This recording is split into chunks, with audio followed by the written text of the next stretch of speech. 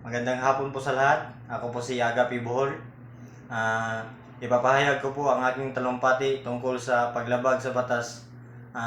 Ang title po nito ay Paglabag sa Batas Trapiko. Magandang hapon po. Paalala lang sa mga nagmumotorcycle dyan na walang helmet at walang lisensya.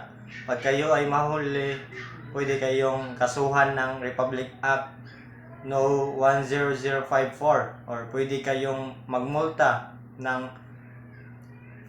the first offense is 1,500 and the second is 3,000, the third is 5,000 and the fourth offense is 10,000.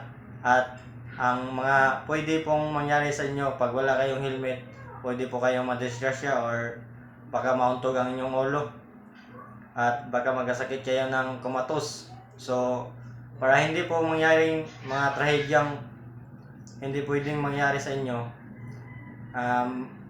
para safety lang po tayo, so magsuot tayo ng helmet. Thank you. That's all.